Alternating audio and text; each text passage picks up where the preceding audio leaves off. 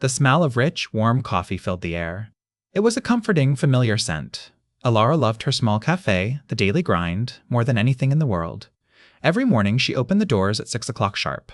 The city slowly woke up outside her big window. She knew her customers well. Each person had their favorite drink. Their routine was like a gentle, predictable song. But then, slowly, the song began to change. A subtle discord appeared. One Tuesday, Mr. Henderson walked in. He was a quiet, elderly man. He always wore a neat tweed jacket. He usually ordered a simple black Americano, no sugar. But this day was different. A double espresso, he said softly, with 3 sugars and a splash of cold milk, please. Alara paused. This was not Mr. Henderson's usual drink at all. She prepared it anyway. He paid, took his unique coffee, and sat by the window. He left a half-empty sugar packet on his table. Alara felt a little perplexed by the unusual request. It was a small thing, but it stayed with her. The next day, Mr. Henderson ordered the same strange coffee, and the day after that too. Soon, other customers started making unusual requests. Mrs. Davies, who always had a strong Earl Grey tea, suddenly wanted a large latte with extra foam. Mr. Henderson.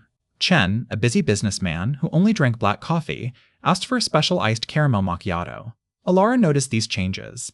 She wondered if a new coffee trend was starting, but it felt different. The customers seemed a little distracted. They often looked around the cafe. They would often leave small things on their tables. Alara was a naturally observant person. She started to pay closer attention.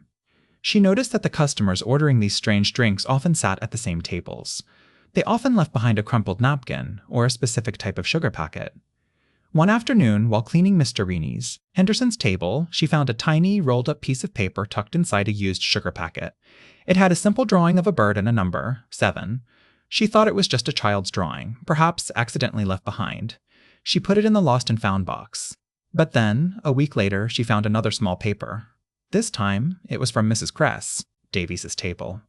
It was a drawing of a small tree and the number 3. It was hidden under her teacup. Alara felt a shiver down her spine. These were not random. These were subtle messages. She began to collect them. Every time a customer ordered a special drink, she carefully checked their table after they left. She found more papers, a fish with 5, a star with 2, a key with 8. The drawings were simple, almost childlike, but the numbers were always clear. Alara knew something was happening in her cafe. Her quiet, comforting space was part of a secret. She tried to think. What did these strange coffees and little drawings mean? She remembered the news from last month. There had been reports of small, historical items mysteriously disappearing from the local city museum. Nothing big, just small coins, old buttons, or tiny pottery fragments. The police had called it a series of minor thefts. Nobody had found any clues. Then, one rainy Thursday, a new customer came in. He was a young man, wearing a long coat. He ordered a double espresso with 3 sugars and cold milk, exactly like Mr. Henderson. He sat at the same window table. Alara watched him carefully. He drank his coffee slowly. Before he left, he placed a small, old-looking coin on the table. He covered it with a napkin. He then pushed the napkin and the coin slightly under his plate, very discreetly. Alara's heart pounded. After the man left, she went to the table. She lifted the plate. There was the coin. It looked very old. She recognized the shape and the old style immediately. It was exactly like the description of one of the missing items from the City Museum's recent exhibit on local history. It was not a famous coin, but it was certainly a genuine artifact. The pieces of the puzzle clicked together in Alara's mind. The strange coffee orders were signals.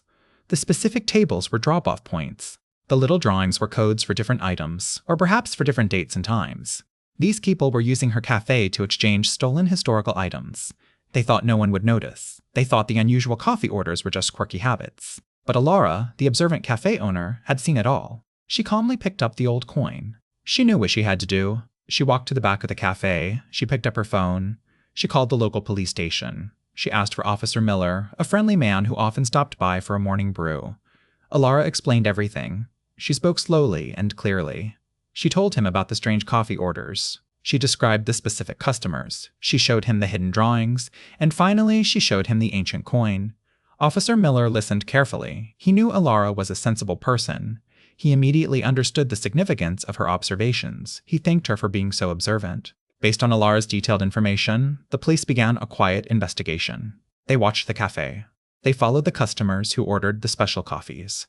Within a few days, the network of thieves was unraveled. They were indeed using the Daily Grinds as a secret meeting point to pass the stolen museum artifacts. The simple cups of coffee were their coded messages. The city mystery was solved. The small historical treasures were returned to the museum. Alara's cafe went back to its normal, comforting rhythm. But now, Alara knew that even in the most ordinary places, extraordinary things could be happening. And sometimes, a little curiosity and an observant eye, sparked by a very unusual cup of coffee, could uncover the biggest secrets.